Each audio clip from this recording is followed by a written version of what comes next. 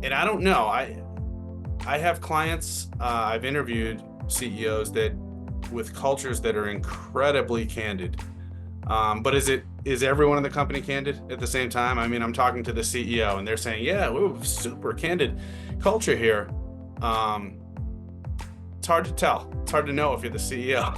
You might think it's candid, but yeah, unless you have a master's in psychology, you're probably going to struggle with that.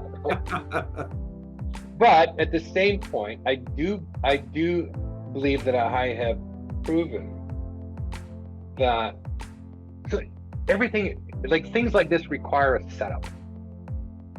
So I've been really focused on not just exercising this for myself, but the leadership in the company. And by leadership, you may not have people directly reporting you. I classify leadership if you're in a position of influence. Right. Sure. The thing is that humility has to be not like absolutely flowing out of you. If people understand that you're humble, that it's not about you, that they really understand it's about them, you got a better chance of having a decent, honest conversation.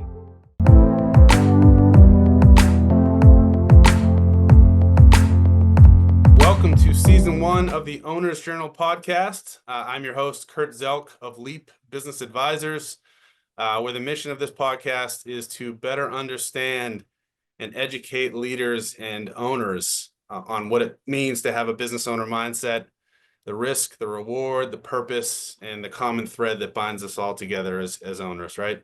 It can be lonely at the top. So this is a podcast for us lonely leaders at the top that want to, kind of share stories and share our best practices that have gotten us, through the tough times. So today we have Tom Plumb from Kinetic Construction company out of Victoria, BC. Tom has been leading the company for 26 years, but it seems like yesterday, Tom, that you took over, right? I've been with the company for 27 years. I've been leading since 2016. Well, sorry, you're always leading in some degree, but officially paid to lead the organization. I was asked to do that in 2016. There you go. Great. Well, tell us a little bit about Kinetic Construction. First off, the name. What does the name mean? What does it mean to you? And how did this company all get started? Tell us the origin. Yeah, so it was founded by a PQS named Bill Giles in 1984. And as a lot of companies start, we started in this crappy little small house plunked in the middle of an industrial area, and that was the glory office, the Kinetic. Is actually the founder's wife, Darlene, who actually came up with the name, and she liked the concept of energy and motion, right? So, and it's a better name than potential construction, right? Yeah, we're a potential construction company. Yes, Yeah, so that's how we got the start, right? So yeah, that's great. That's a fantastic name. What'd you yeah, and learn? now we're just known as Kinetic. Oh, okay. Nobody calls us Kinetic Construction anymore. It's just, hey, that's Kinetic. So we like it. What are some of the lessons you learned from that founder? What are some of the in terms of your company culture and your mission, what are some of the lessons that you took from that previous generation that gave you the reins in 2016? You can share with the rest of the group. Sure. Um, Bill was a scholar and a gentleman, which doesn't always appear in frequency in the construction industry. It's not impossible to find, but he was truly a gentleman, and he treated people that way. I mean, for me, for example, I've been there for 27 years. I never imagined that I could work for an organization that had structure, because I thought I was just way too opinionated and lack of patience and all that stuff. But it's amazing what happens when somebody turns around and believes in you. It's like, holy crap, what's going on here? So what I learned from Bill is the power of finding good people and keeping them on board. So that's something I learned from Bill. And we always had a decent culture. It was, Mm-hmm. and we're coming from that era that we didn't, culture could have been yogurt for all we know. We knew what the word was, but in some respect, it wasn't that important because we were smaller, Mm-hmm. right? So we actually kind of knew, right? And we came from a time where if we disagree, we'd tell each other to bugger off, and we were okay with that. It didn't wreck our culture, right? Yeah. So we could have those conversations, and it was good. But when I took over, I felt that we were hitting a ceiling, and we had to redefine ourselves. I kind of like invented the company all over again, but we used these systems and process in place, and the general respect for people was a fuel behind that. So I yeah. love that. Let's talk about that a little bit. You mentioned structure. I want to dig in behind that word and what that means to you. And are you talking about hierarchy or just an org chart where there's a reporting system, or do you mean systems and processes in place that everyone follows and everyone knows the playbook? Well, yeah. So we were a bunch of, I guess, educated people. Bill was big on hiring people from BCIT. So I have a uh, technology education background. And I had a field background. Mm-hmm. So, but the structure that we had there was the ability to communicate with each other. We had certain systems in place. They were kind of a bare minimum, and those systems, I believe that as you grow, you actually have to improve your systems. Mm-hmm. So when I talk about processes, every single thing that we do in life is a process, right? And how do you improve on something if you don't have a documented process? So there was a big change, but I was being kind of put in that position to do that. I needed to break us through a ceiling. Um, so it kind of reinvented ourselves in 2015. Um, so we understood the importance of structure. We understood the importance of good relationships in the industry, but we'd never defined them. We never defined who we actually were and what was important to us. We kind of just, you just knew it. It was innate. But you Okay. can't grow with innate ideas. Okay. You How'd need to you do that? grow. Well, How did you define the purpose? I guess you took it from everybody kind of knows to yeah. here's the Well, definition. yeah. So um, early on, I had learned two things that sort of fueled my direction. Uh, One of them was uh, actually lean fundamentals, and the other thing was a system, an EOS system called traction. Yep. It's quite popular, and a lot of people know it, right? Yep. Uh, so my first thing was to adapt to those systems. Well, it's more of an adapting to those understandings. Right? Mm-hmm. You're trying to change a mindset. So the traction model, which we still use today and believe in, we've modified to some extent to suit a construction company because we don't produce 1 million widgets a week. So Mm-hmm. that, you can't have a number if that number kind of doesn't exist. Mm-hmm. Um, so we adopted that, which and I think the biggest benefit of doing that, because one of the things we'd fail at in the past was we'd have strategic planning sessions, Yep. and it all felt good, it all looked good, but nothing would happen, Get right? to the end of the meeting and you go, hey, good meeting. Yeah, no, it was great, and it was like a 2-day session with a whole bunch of people in a in Yeah. a in a in a in a hotel in the forest. So you can give yourself traditional names, and no, it wasn't that bad, but um, Yes, so it was like, okay, that was good. We all feel connected. And then the next day is, okay, now what do we do? Yeah. Right. And I understand that probably 90% of companies that go through strategic planning suffer from that same sort of trap, right? It's like, yes, you got good ideas, but how do you actually implement them? And more importantly, how do you sustain them? Because that's the work, right? Yep. So Traction brought that to us in a system that said, how do you intelligently come up with a strategic plan? How do you design it? How do you organize it? And then how do you break it down into components that you can execute over a given time period? And funny is that, like, hey, let's run a business the same way we run a construction project by breaking it down into components, giving them timelines, giving them expectations of what you're supposed to achieve, and then carry on. And if you do those one after the other, you'll get to a good end. And one of the phrases that we came up with was process counts. How we get there matters. So Yep.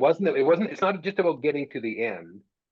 It's about how did you get to the end? Like what kind of wake of destruction did you leave in the path behind you, right? So that was the big benefit of having a structure like Traction to sort of focus our ideas into actions. And that's probably been one of the, between that and Lean, the most significant impacts we've had in our organization. And then Lean, and I never connected the two of them in the beginning, right? My understanding of Lean came, I attended the very first Lean Institute of Canada conference in Calgary in 2015. And I sat through it. And even though it was fledgling and we were just getting the idea of what the hell this even meant, I found enough kernels of truth in there that literally sitting on the plane, getting ready to taxi down and head back home, I made a personal commitment that this is where I was going to take this company. We were going to do that. I had no idea how hard it was going to be, but so yeah, I think those two things created the launching pad for our new company. And the interesting thing about Traction, it makes you going back to Traction, it makes you reinvent yourself, right? So you got to start with, what are the values that you can all agree to and hang on to? Like we don't have the Traction model, you don't have a mission, right? We have what's called an ultimate vision. And the concept of having a North Star was really resonated with me. It means that, and if you think of in a sailing or navigational term, you don't sail from point A to point B in a straight line unless you're cheating downwind, right? If you're bucking the wind, which is business, right? Yep. Your path does this. But the North Star is your reminder that that's actually where you're heading. And if you're heading in a direction that doesn't represent what that North Star is or that ultimate vision, then you got to check yourself and go, whoa, what are we doing? Right. So that was really important to grab those things. And it was one of the hardest things. I had to describe this up and describe this ultimate vision. And it took me 2 years to figure it out. It wasn't easy, right? I was just going to ask you about the time frame from your first Traction style EOS level 10 meeting, let's call it, because I'm familiar with EOS, I'm familiar with Yeah. Lean. I've operated in both worlds. The first couple of meetings are a little clunky, right? I mean, the first time you implement this thing and you're the CEO and you're bringing this on, does everybody kind of look at each other and go, so what are we doing here? Or do you have to, I guess the question is there a system where you go back and say, here's why we're doing this. Here is our North Star. Here's what we're going to get out of these meetings if we do them the right way. Yeah. So, probably Kurt, the biggest thing, the challenge that business owners go through is actually understanding change. And how do you turn change into reality? right? And personally, I despise the word change, because it's missing a component. So change without forward progress is destructive, Mm, right? So yes. so I've almost sort of, and I've been noted as saying, I'm going to disallow the use of the word change, right? The concept has to be improvement, Okay. because it's the only change that's acceptable, right? Even lateral change is disheartening. You're asking people to do a bunch of work and buy into something, and nothing gets better. Right. Well, no, that's not it. So going back to the concept of change, and you're introducing a different concept to people to get their head around. Hmm. I don't believe in the dictatorial, this is what we're doing, right? Right. So I gathered my whole team. I let them know that this is what we're doing. I arranged a big team session over a couple of days with a traction coach. I gave them an up to date with it. I said, here, I want you to read this book so that we enter this session with some knowledge about what's going on. Most of them that read the book went, wow, I get why you're onto this. Yep. And then so I let the circumstances convince them that this was the right thing to do. So it wasn't coming from it, it wasn't me forcing, because I don't think people respond to that very well. Yep. Do this. Yeah. It's my approach has always been, I think if we do this, this is how we benefit. What do you think? Right. Turn Yeah, it around on them. exactly. Right. What about tell me about waste? I think that's a big buzzword from some of the research I did on you and your philosophy of the construction business. It is a hated term, or a well, it's a common term used, right, in construction, is the idea of waste. And how does the lean philosophy and this EOS model for running businesses, how do those all come together? Yeah. How do you apply it to your meetings, actually? Wasted time or wasted air, right? Yeah. Yeah. Yeah. Um, is it possible to share a screen with us here? Sure. I mean, I can share from my side. I just don't know how it turns out to, but I'll give it a try here. So here, I'm gonna do this and then share this screen. Yep, we got it. Yeah, okay. So this actually comes from I was a keynote speaker at a innovation convention a couple months ago, and the the the the impetus of this was me waking up one morning and reading an article from some economist with the RBC who actually stated that the construction industry is highly unproductive, and the primary reason for that is they're not adapting to technology fast enough. And because I'm a sort of born and bred sword swinger, I said, bullshit. That's not based in reality.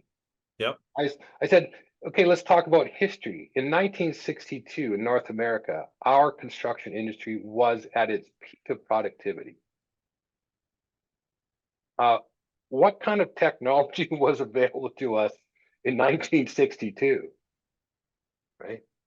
Wow. Uh, right, nothing.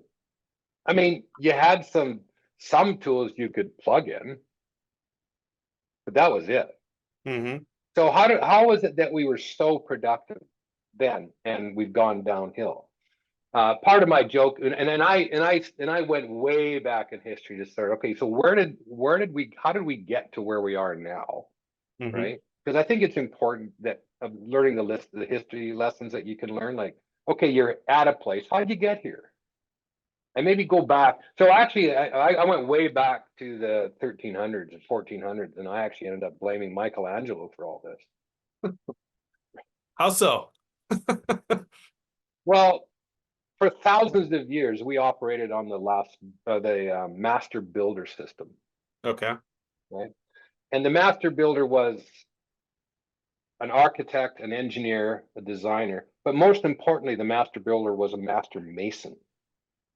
So when that person was designing some of these structures that I don't think we could build today, like St. Peter's Basilica. Yep. I always imagine, what would it look like if you put that out for tender? Right. So here's this people in the 1400s who had nothing. I mean, even their drawings were on cement mud stills that they would scratch the drawings into. And that's how they built this. But the concept of it, it was completely centric. The design, the purpose, the mission, the cost, the execution, all concentrated on the site, right? The site. Yeah. So, I mean, the fact that, people say, yeah, Tom, but it took sometimes it'd take 200 years to build one of these buildings, and a lot of slave labor probably helped them. And yeah, so, but you got to separate the concept of productivity. You have to understand what productivity is: the simple value of input versus value of output. Yep. Right? So they would knock it out of the park. And you go through maybe 2 or 3 master builders, and his son would take over for him when he died, that kind of a concept. But Michelangelo, he was the very first true artist that was given commissions to design components of buildings. And he was the sculptor, but he wasn't a mason. He wasn't a structural person, right? Yeah, he was extremely gifted and intelligent. But I understand how it came about. So if you're the rich, like if you're the Medicis, for example, and you got this money and you want to build 3 cathedrals, well, I'm going to be limited to how many master builders I could actually find. So, and I don't want to wait 200 years for a building. I want 3 or 4 of these buildings on the go. So they said, okay, so tell you what, why don't you just design them, and then we'll get masons to actually do what you designed. Perfect. We can now quadruple our output, right? Yep.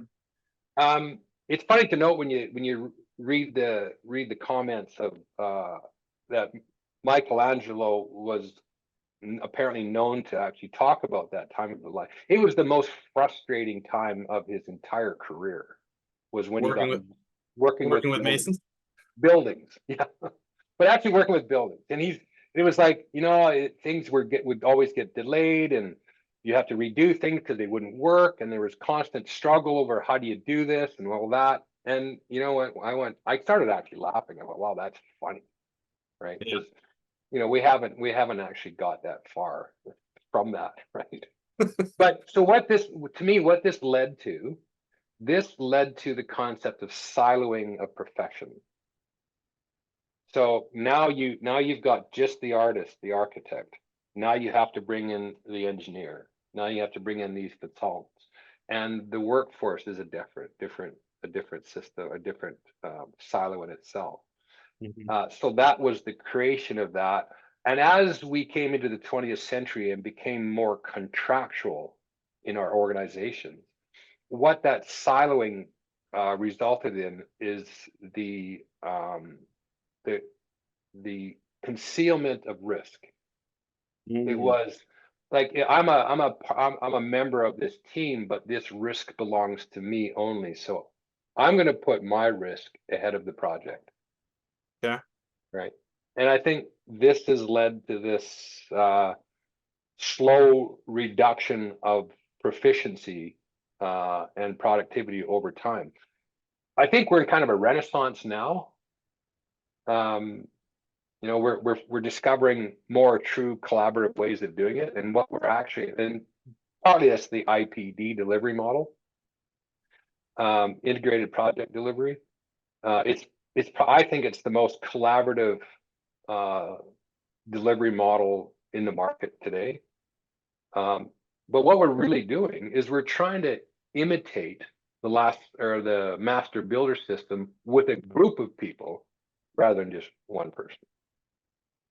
So that explain the slide. I see. Yeah, okay. So waste. We're talking about waste. Let's see, I can go down. I can take a left turn in Albuquerque. Anyway, so One thing, the concept that you have to understand first is that any process is made up of three components. I don't care what it is. It's grocery shopping, it's changing the baby's diaper. I don't know. Everything's a process, right? And every process has those three components. And the far left is what's called required waste, right? So I am, as a CEO, I'm actually required waste. And but you have to understand the concept of value first. Yep. So Yep. value is only in the eyes of a client or a customer or an owner, and value is that entity that you trade that for money. That entity is 100% of the value to your customer. Anything that doesn't directly contribute to that is a form of waste. And it's required waste because, sure, I mean, yeah, I don't actually help build the building, but I have to hire the people, create the systems, make sure the finances work, and make sure that we live long term. But the owner doesn't pay for me. Well, not directly, anyways, right? So that's required waste. It's Yep. necessary, and it normally represents 5 to 10%, right? Yep. Don't tell anybody, but a finance department is actually required waste. Can't Yep. live without them, Yep. right? They're But not building the building, but no, it's not happening without them. right. Then you have the value added section, and then as we described, that's the physical entity that the owner ends up with as a result of this transaction, right? But that only represents 10 to 20% of the entire process, and so the rest of it is just pure waste. And it's hard for people to get their head around that pure waste portion is by far the largest component in any process. And so one of the things about lean is it actually teaches you to identify waste, right? And you can actually see that, okay, if I wanted to do something better on a project, let's say if I took my value added, which is the physical creation of the building, how do I make that faster? Like, how do I frame the walls faster? Right. So let's say I went from X to X plus 20%. Let's say I was able to improve my delivery execution by 20%. Mm-hmm. Okay, so that's good. That portion is increased by 20%. But what is that 20% of 10 or 20% and that impact on the whole process? Mm-hmm. It's actually relatively little. De minimis. But you've busted your head trying to get a 20% improvement. And 20% improvement on a process of a physical process is remarkable, Mm. right? Yeah, but very little impact on the whole process. So the question should be, well, what would happen if I reduce my waste by 20%? 20% of 80% is bigger than 20% of 20%. Yes, it is. Right. So there's the target. Work on that. How do you reduce that in the process? So I'll show you another. I would love to see a breakdown. You put yourself in the category of required waste as well as the Yeah, finance department, right? yeah, You put in the value add department. Take me there for a second. The value add department is made up of, in your business, X, Y, and Z. Define X, Y, and Z. yeah. So what are the elements that directly add to the actual product or whatever we're delivering? It is actually the site activities, right? That's even your project managers and your coordinators and project directors. Yeah, what they're actually doing is they're creating systems and contracts and whatever that to allow the site to execute better. It's all about the activities. It is. It's it. So I mean, it's all required to make it flow properly. But understanding where your attention should be is important, right? I love it. I love this. I love this slide. Yeah. So here's what it looks like in the real world. So A lot of we pork, rep, a lot of we pork. a lot of fat, a lot of the big pig, right? So that poor construction worker in the mouth of the pig, that represents the value added component. Value-added activities. Yeah, they're actually building it. So what are these things around us? Now, this is saying, how do we look at our industry as a whole, right? How do we, because if we're too narrow in our focus, we're not going to solve it, because if we don't figure out what the waste is, Mm-hmm. we're never going to solve the big problem, right? So that's what this pig represents. So, it's all kinds of things there. It's like designing beyond budgets. So if you hire an architect and a team, design me a building, we're going to put it out for tender. It goes out for tender. It's 30% over budget. Okay, so every single minute that's spent after that point, you discover you're over budget, is waste, because you didn't convert that work into value delivery. Let me ask you this: does everyone on your team understand this concept? Is this something that you bring in? This is like table stakes for working at Kinetic. Understand this slide right here, and in the slide prior, the process breakdown slide. No, this is big picture stuff, because we're mostly interested in having people manage the things that are within their control. So some of these things aren't in our control, like the multiple approval process, right? I think one of the greatest examples of waste in our industry is the RFI process, Mm-hmm. right? And it's a sacred cow to a lot of consultants. Hey, we need this RFI process to tell us how badly we screwed up the design. So you can ask the questions and we can give the answers, and off we go, right? Yeah. So we actually had our lean team about 6 years ago do a study on the RFI process. And what they did, I said, I wanted to know what's the impact of the RFI process on the construction team, and that's everybody. So they took 10, because they knew how to break down processes and scrutinize them and come up with conclusions. So they took 10 different projects, which meant you had 10 different types of projects. You had 10 different teams. They made sure that the teams were different, so you couldn't skew information or data in any one bias, Mm-hmm. right? So going through that, and they spent a fair bit of time doing this. They went and interviewed everybody. They asked them to pull out their finance and their books and give them feedback on what their costs were on these and how much time they'd spend on them. So they came up with this, and they came back with the average cost of an RFI is $3,500. That is not the cost of the result of the answer of the question. That is simply the cost of asking and getting an answer. So, and I remember when I introduced this to some consultants, especially the architects, they're going, no, we can't get rid of the RFI process. I mean, how can we make it more efficient? And I said, the only way you can be more efficient is figure out a way, how do you ask less of them?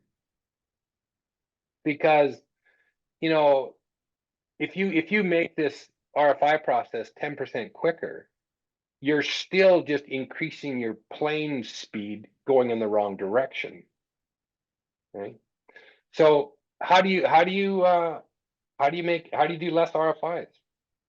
Well, okay, what are RFIs? RFIs are a question about something that's unknown on the documents or in the contract. Mm-hmm. Okay, so how do you answer these questions before you mobilize? Could you have answered this question before the iron hits the site, because once the iron comes to the site, everything is more expensive. So, okay, so how would we do this? Well, the only way you can do that is a collaborative effort to say, okay, so do we have enough information that will allow us to move ahead with the project with asking very few questions about it? And we'll save the RFIs for the shit happens sort of stuff. Like you dug something up and you weren't expecting it, right? So how do you do that? So it's a collaborative delivery. So that's, it's an example of a system that we use that we take for granted. RFIs are part of our system. Like, love it, learn to love it. Well, no, it's wasteful, right? Change orders. Oh my God. I met so many people have said contractors are pirates because they love change orders. There can't be a statement that's further from the truth than that. We despise change orders. There's so much wrong with change orders. Especially if you're trying to build a relationship with the owner and you're constantly coming with your hand out, you're asking them to pay more and they're not getting anything more than they thought they were getting in the beginning. What's the delays? Like, we can't charge enough for a change order to make all the delays, the redirection of your focus on a site while you're waiting for this change order or waiting for that answer. It's completely destructive. So change orders are the enemy of the contractor, is what you're telling me, and most people think they're the friend. No, like especially the GC. I think our plumbers, electricians, I think they do okay with change orders because they just, they know how to stack it, right? The larger you get, maybe the larger the project, the more sure punitive or the more hurtful a change order is to the GC. Well, it like anything, even the small ones, because the small one time constraints are more impactful. Yep. Right? When you've got 2 years on a project, you can maybe recover from that blip and do something else and get your self back. The smaller the project, you make that blip, you're done with it. You're going to wear that right to the end, right? Because the end's only 6 months away, right? Let's apply that. I want to actually go away from this for a second and get to the people. Let's apply this idea of change orders to making the wrong hire or making a hire that you thought was going to fit right in with the plan, with the culture, with lean, with EOS. And then you said, well, not quite sure this person fits in or this hire fits in with our philosophy. So we actually made ourselves a promise that if you wanted to work here, we had to be convinced that you understand our values and that you have the capability of living them. You have to understand the audience and have the capability to say that again. Yeah, that candidate has to understand what the values actually mean and have the capacity to actually work and live their life and their work life in accordance with those values. And it's not just a loose sort of an idea. It's extremely critical, because if you create a set of values, and for example, our values are relationships, passion, and continuous improvement. Those are the 3 things that we expect to see in people, right? So what relationships, passion, and continuous improvement. Right? I think continuous improvement should be every company's value somewhere. Like, I agree. Yeah. So the problem is that if you hire, and sometimes you do make mistakes, it's even CIA sort of people that study spies and know how to interrogate people. They work for years on that skill to actually drill down and try to find out what somebody's all about. We do our best, right? That's all you can do is do your best, but you've got a given program that you go through when you're trying to determine, is somebody the right person?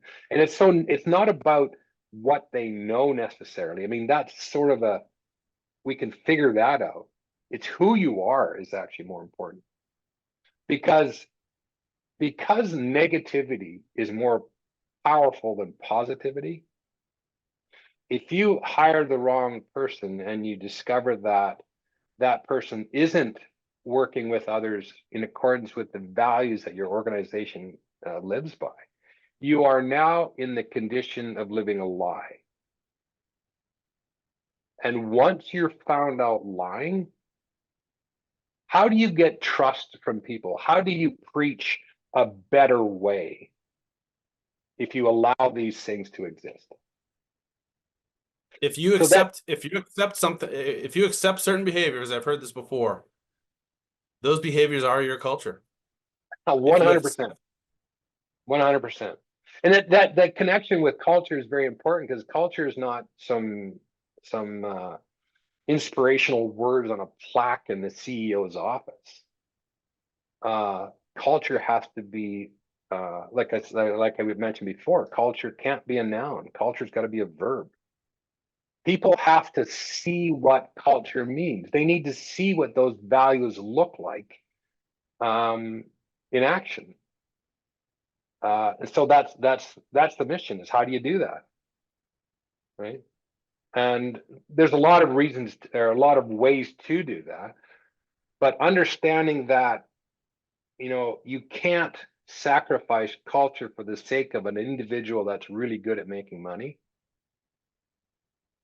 That's probably one of the toughest things for people to get by. Yeah, he's an asshole, but he makes a lot of money. Yeah, that's just what I call short-term thinking. How have you dealt with that problem in the past, Tom? Can you give an example? I don't want to hear names, but Yeah. you've got the rain-making a-hole, for lack of a better word, right? They will make rain for themselves, but for the company long term, it's not a good fit. How have you dealt with that? Yeah. So in a proper culture structure, and if you're claiming to be a growth mindset person, you have to believe that people can change. You have to believe, and you have to give them an opportunity to see where they're going wrong, describe how they could actually change to create it, and establish a measurement of how do we know you're doing the right thing. So it's like, this can't be a gut feeling. It has to be, what are definable measurements that we can see. And often those measurements are, what do the people around you think of you? Do people come to you with questions? And this is especially, as you go up the leadership ladder, that is way more, it becomes more important, right? So do you do 360 reviews? Do you do, let's go to 5 executives that work with you every day and find out, where your gaps are, where you bring the most value, where you can be sort of the down elevator or the up elevator for the company culture. So we don't actually use the 360 process. I've found it's flawed in a lot of ways. It works in an organization where you have a minimum group of like 12 in a pod, right? As soon as you have a department that's made up of 3 people, Yeah. the 360 is really tough, right? Yeah. So, but you need something. So we do yearly. We do we do the 12 questions. We get people's feedback. We encourage them to do feedback. But the most of it, the biggest part of it, is conversations. Right? Is getting people to have open up to you.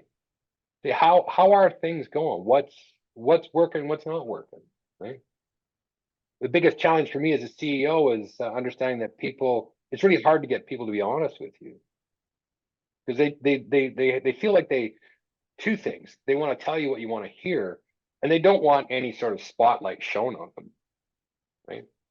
So it's like, You took the words out of my mouth. Of the 3 most common challenges of a CEO: capital, people, time, which one's the most prevalent?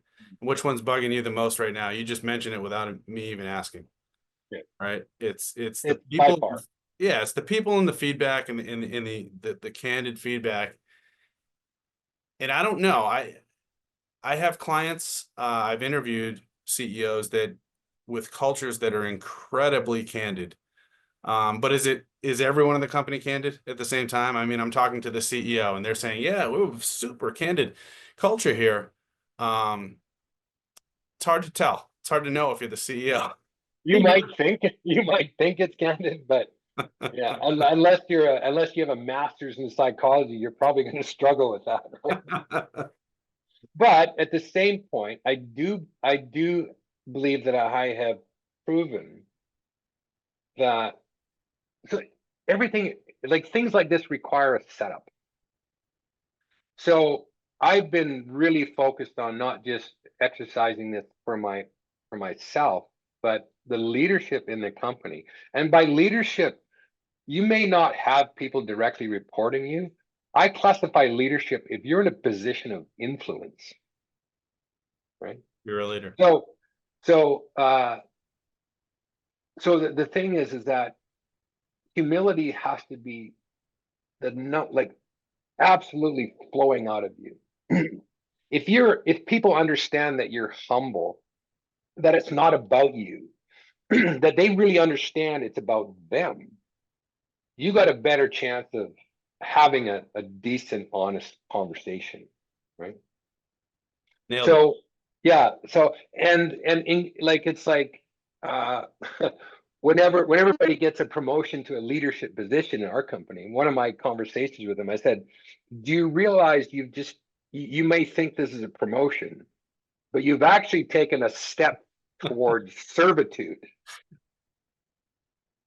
The higher you go up in leadership, the more servant you have to be. So if people understand uh people understand this. Just a sec, I gotta send somebody in. You're cooking right now. You're cooking right now, my friend. Yeah, 20 minutes. Okay. If people understand that you're there to serve them, that changes the whole conversation platform, 100%. right? 100%. Right. And that's why when it goes to like the ultimate vision couldn't, I knew that it couldn't be something associated with our size, our wealth, uh, like the buildings we created. Nothing, it couldn't be anything about that because, you know, here we are. Our major mission is to become really big and famous and make me more money. I'm not sure how invigorating that is for the average employee, right? So what we settled on was it's the ultimate vision had to be something that they could feel a part of. And it was our ultimate vision is to be the leaders in making the construction industry better for everyone. So that I can go up to any employee and say, do you know that your ability to contribute that is well within your reach? And how do you do that? Well, treat people according to the values of our organization. That's one. Mhm. I mean, we work in a very litigious, conflict-based industry, Yeah. right? So if you want to make it better, how do you work to avoid litigation? How do you work towards, and like a lot of times their first impulse is, well, we got to become philanthropists. And I'm going, no, no, no, no, no. It's not about being a philanthropist. It's about delivering good value in a human way that people can appreciate the experience of working with you. If you do those things, you should be able to make money, which you need. I mean, you got to Agree, make money. agree or disagree that this starts with communication and listening to your client. I mean, how do you avoid litigation with a person you're working with or a client you're working for? Yeah. So, like the adage about most problems are 99% communication based is true that exists for a reason, right? And I remember I learned this skill of rather than directing or establishing direction to solve a problem, my first uh, effort is to ask questions. because yeah, okay, so we're in the shit now. Something's happened. Owner's mad. Some trade's mad. It's good. It's looking ugly. Okay, that's where it is right now. We're gonna work on fix it, but right now, go back in time and tell me if there's anything that you could have done, communicated, established, made to understand, cleared up that could have avoided the position you're in right now. 100% of the time, they said, yeah, if I'd have worded that differently, if I'd phoned them up and said, I sent you this message, do you understand? I want to make sure you're clear about my intent here, right?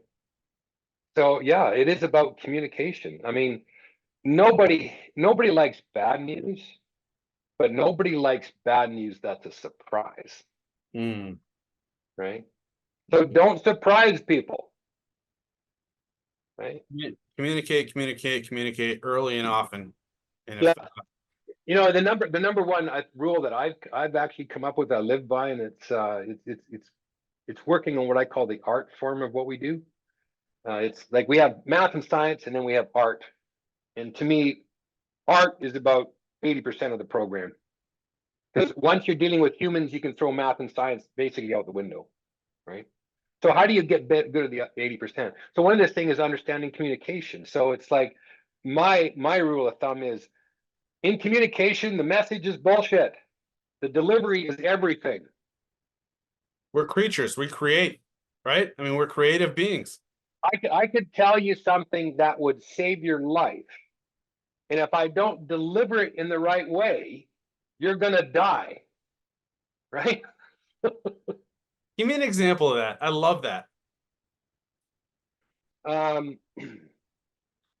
It could be, let's see how that's a tough one to come up off the cuff, but it could be. Oh, Kurt, we're building an Well, elevator. it's like even Yeah. the tone, right? You know what? You know why we're behind budget or we're behind schedule is because you asked for this, you didn't do this, and you did this, and now we're asking for $100,000 in delay charges, right? Okay. So the correct delivery is, we found ourselves in a kind of an unfortunate position here. We are documented in how we revealed the importance of this information in a timely way. We didn't get it. So this actually represents a direct cost to us. And I think I'd like to try to agree that we did our best to avoid this, but here we are nonetheless. So how do we actually negotiate this so we don't lose and you don't feel ripped off? Right? Beautiful. So it's just change of delivery, same message, or the same intent of the message. You did two things. You said everything in the right tone, at the right pace, with humility. You used we a lot. It was, well, I guess you did more than two things. It was less accusational. Right. I'm up to five things now that you did, how you shifted the exact same message. Right.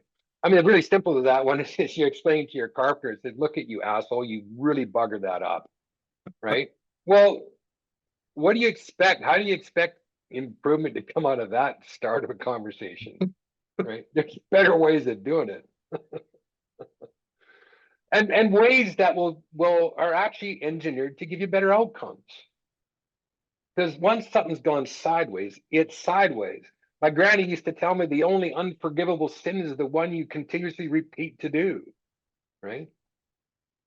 So yeah, so the shit's going on. Okay, where do we have to go so that we can correct this so we don't have to happen again? So there's a lot of wisdom coming out of this interview. We're up against the time now, but I think I like to ask an investment question. It kind of has to do with that capital, people, and time thing that I asked you earlier. But if you were handed whatever your definition of a fortune is to invest in your business, here's $10 million, here's $100 million, here's $1 million. yeah, How would you go about investing that? Where would you start right now? Well, so the best investment that I can come up with currently is it's always people and technology. Right? So I believe that people do their best work if they have the right tools. That comes from my life as a carpenter, because I was a carpenter at one point and a superintendent. And I would always insist that my teams had the best tools. Right? So I would do that. But 1, 2, people, technology, right? yeah, People, people, technology. people, technology. Yeah, yeah. That would be the thing. And also maybe, this is something that was a transition from our original when I first took over. There was some older people in the company that they actually asked me a question as the new CEO. They said, "Would you ever sacrifice profit for this long-term improvement that you're trying to do?" I said instantly, "Of course I would." And they were really dismayed at that answer, right? Because I would sacrifice profit. I said, well, yeah, I will sacrifice profit now for a gain in the future. I'll do that, right? So if that $10 million were there, and we've actually done it, we've actually, and one of the ways that actually comes into reality is we have built an overhead structure particularly about our talent development, which most people call HR. I refuse to use the word resources when it comes to human beings, but so we have talent development. We are in the talent development department than any other company. I didn't hear that part. You what more than with talent development? We spend more money on that structure than any other company our size. We've got our own. We're not a huge company. We're like 200 employees, 250 employees now. We're growing a bit. And we spend millions on training, education, support, all of these things that are required. I would take some of that $10 million to say, if we came across 2 or 3 years where we really struggled and my cost of overhead was going to be a detriment to us losing money, I'd put a rainy day fund of that $10 million aside, because I know that as soon as you dismantle something you've built, your ability to build it back again is so hard, so difficult. So keep that going, because you know that you will get through that dip. But you're going to get, not only are you going to go through the dip, you're going to go through the dip and nobody's lost their excitement about being with the company because you still support them. And then when and we're actually going to do better at the less work we have, because that's the way we're structured. So we're going to make the most out of a skinnier market. And when things start to pick up, we haven't lost a step. We're going to continue on, because this is all about long-term success, not short-term. So some of that money I would put aside for the rainy day fund, so we didn't have to dismantle our support structure. Cash is, sometimes they say cash is the oxygen of the business, but you're putting it right up there with people. You're saying, all right, I don't have oxygen without cash and without well-trained, developed people. Yeah. I'm not going to just, do a project, get a project done and make really high profit on the short term if I don't know that I have the right people to do it again and to do it over and over and over again the right way. I think about it like rolling a 10-ton concrete ball. It takes so much effort to get it going. But once it's going, Ooh, I like that. don't let it stop, because you will go back to ground zero again. Ooh, good metaphor. Mm-hmm. It's a good metaphor to end on.